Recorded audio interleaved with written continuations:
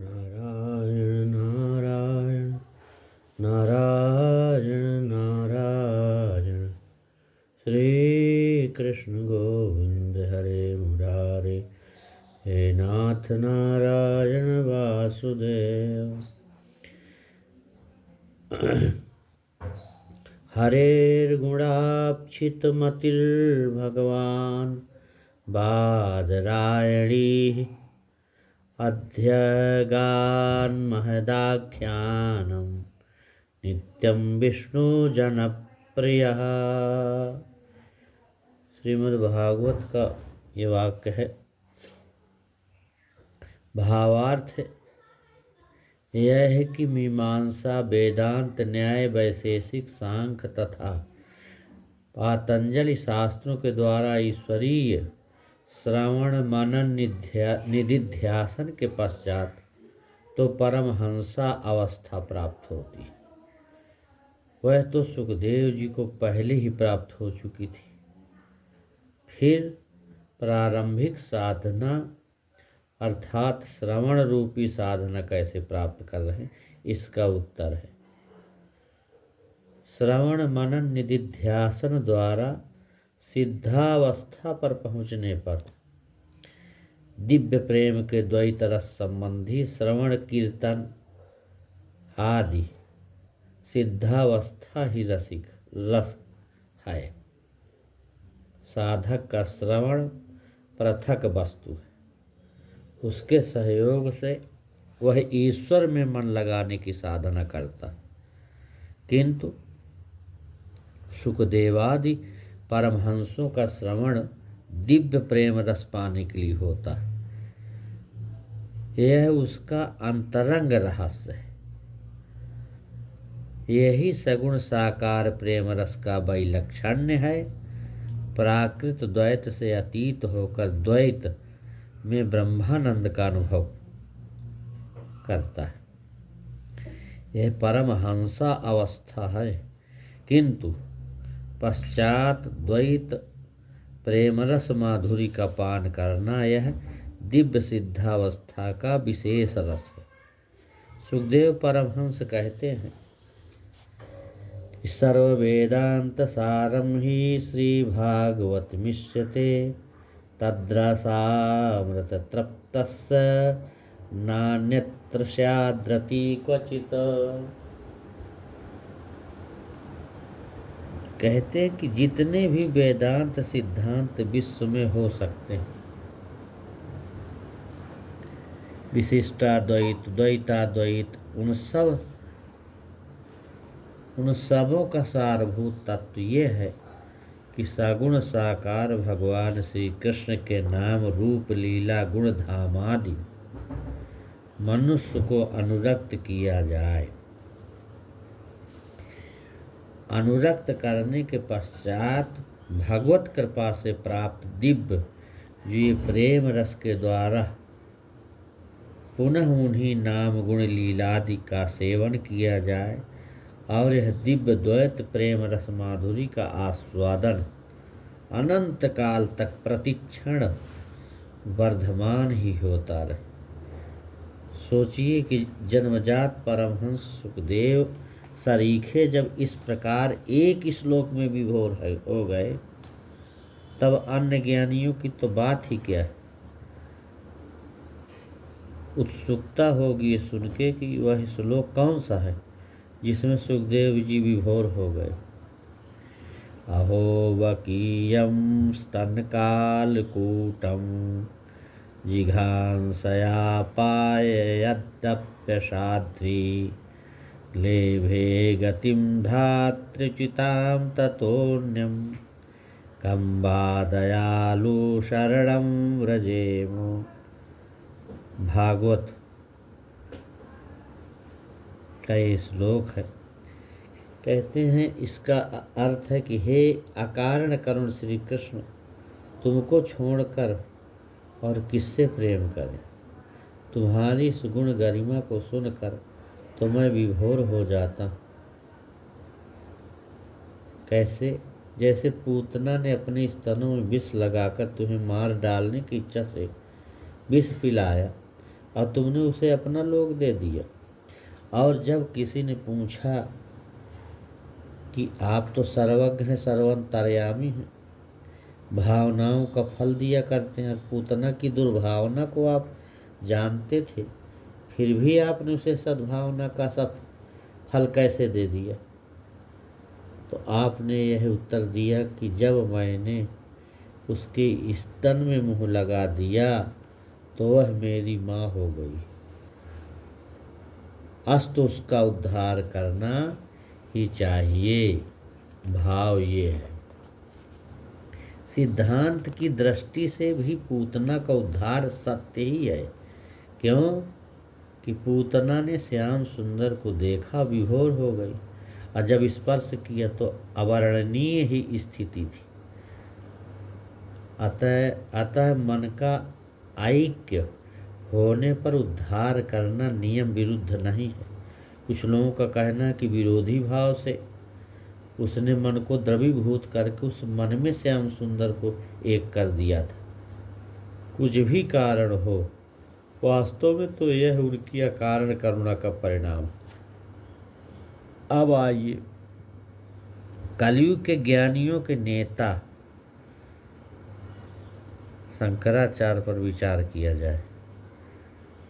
शंकराचार्य ने श्री कृष्ण भक्ति ही की थी, केवल भाष्यों का निर्माण अद्वैत परक किया था, जिसका अभिप्राय बौद्ध धर्म एवं ईश्वर रहित मीमांसा कर्म का खंडन मात्र था। शंकराचार्य को सभी विचारक प्रच्छन्न रसिक कहते हैं। बौद्धिक वस्तु पृथक है, अंतरंगता पृथक है, विश्व कल्याण के लिए कार्य पृथक पृथक होता है। कहीं श्री कृष्ण महाभारत करते हैं तो कहीं महाराज करते हैं। इसलिए महापुरुषों के भी कार्य भागवत अनुरूप होने के कारण कई तरह के, कई कक्षा के होते हैं। उनमें उनका हृदय ही देखना चाहिए। एक परमहंस तो ब्रह्म की स्थिति देखकर कहने लगा कि गोपालांगड़ कर्दमे बिहरसे विप्राध्वरे लज्जसे ब्रूसे गोसुत हूँ कृतै स्तुति पदैर्मौनम विधस्से सताम दास्यम गोकुल कामिनी सुकुरुसे स्वाम्यम न दत्तात्मसु जाने कृष्ण त्वदीय पाद युगलम प्रेमैक कलभ्यम परम। भगवान श्री कृष्ण तुम तो सर्वज्ञ, सर्वद्रष्टा, सर्वनियंता, सर्वसाक्षी, सर्वसुहृद, सर्वेश्वर, सर्वशक्तिमान भगवान हो, ऐसा वेदादिकों में कहा गया, किंतु तुम इतने असमर्थ कैसे हो गए कि त्रिकाल में जिसमें अज्ञान नहीं आ सकता, उस भगवान में भी अधो निर्दिष्ट बातें कैसे आ गई? क्या ब्रह्म को भी भ्रम हो गया? वह क्या सुनिए कि हे श्री कृष्ण, तुम अनंत कोटि ब्रह्मांड नायक होते हुए भी, अनंत ब्रह्मांडों में भी, एक ब्रह्मांड में भी, एक लोक में भी, एक देश भारतवर्ष में भी, एक प्रांत महाराष्ट्र प्रदेश में, एक जिला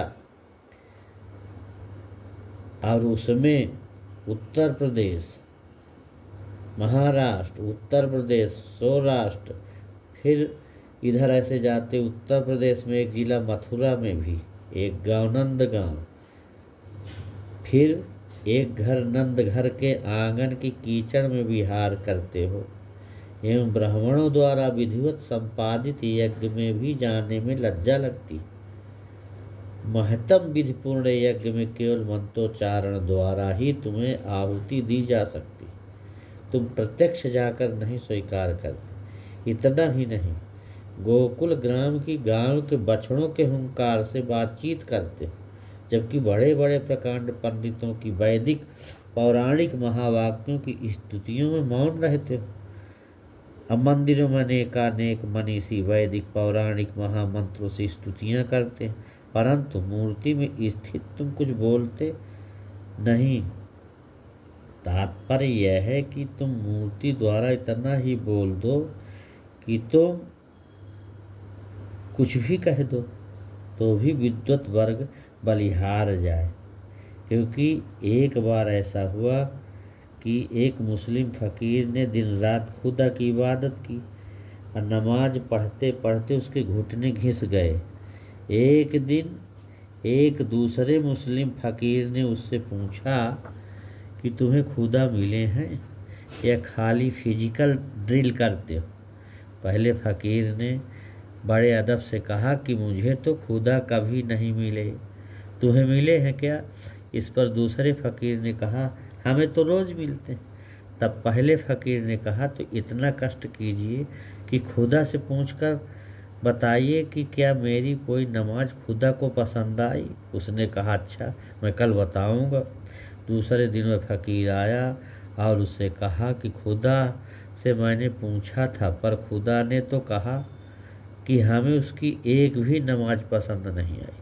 यह सुनते ही फ़कीर विभोर हो गया, नाचने लगा। दूसरे फ़कीर को बड़ा आश्चर्य हुआ। उसने बार बार यह दोहराया कि पसंद नहीं आई, किंतु वह तो आनंद में मूर्छित हो गया। होश में आने पर जब पूछा कि तुम खुश क्यों हो रहे हो, तो उसने कहा कि जब खुदा ने यह कहा कि मेरी एक भी नमाज पसंद नहीं आई, तो इसका अभिप्राय है कि खुदा ने मेरी हर नमाज देखी होगी। मुझ नाचीज इंसान की हर नमाज खुदा देखता है। यह मेरे लिए कितनी खुशी की बात है। तात्पर्य यह है कि यदि विद्वानों की स्तुति पर भगवान मूर्ति से गाली भी दे दें, तो विद्वान लोगों को यह खुशी तो हो कि चलो बोले तो। इतना ही नहीं, अनपढ़ गंवार गोकुल की अहिरनियों की दास्ता करते हो, उनकी छछिया भर छाछ पर अनेकों सेवाएं करते हो, किंतु बड़े बड़े जीवन मुक्त ब्रह्मलीन परमहंसों की समाधि में स्वामी बनकर भी जाने में संकोच करते हो। यह सब क्यों हुआ? सब एकमात्र भक्ति महादेवी की गरिमा है, जिसके लिए भगवान कहते हैं, न तथा में प्रियतम आत्मयोनिर्न शंकर न च संकर्षणो न श्रीर्नैवात्मा चैथा भवान। जितने भक्त मुझे प्यारे हैं, उतने प्रिय न ब्रह्मा है, न शंकर है, न बलराम है, न मेरी अर्धांगिनी लक्ष्मी है। कहाँ तक कहे मेरी आत्मा भी मुझे उतनी प्रिय नहीं है। अहम भक्त पराधीन हूँ, मैं भक्तों का दास हूँ, उनके पराधीन हूँ, स्वतंत्र नहीं हूँ। उन्होंने मेरा हृदय खा लिया है। भक्तैर भक्त जनप्रिय निरपेक्ष मुनिम शांतम निर्वैरम सर्वदर्शनम अनुव्रजाम्य हम नित्यम पूये एतंग घिरेण भी। प्रेमियों के मैं पीछे पीछे चलता, उनकी चरण धूल मुझ पर पड़े तो मैं पवित्र हो जाऊं। एक परमहंस ऐसा कहता। निगम तरव प्रतिशाखम मृगितम मिलितम परम ब्रह्म मिलितम मिलितमिदानीम गोपबधूटी पटान चले नध्वम।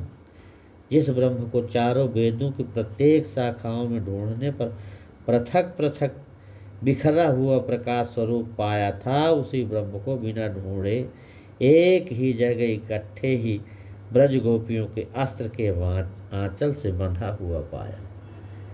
इस प्रकार से अनेकों भाव, अनेकों सुंदर सुंदर भगवान की लीलाएं आपको सुनने को मिल रही। तो इस प्रकार से भगवान की कृपा से ये भाव यहाँ पर प्रस्तुत किया गया। ओम शांति शांति शांति ओम।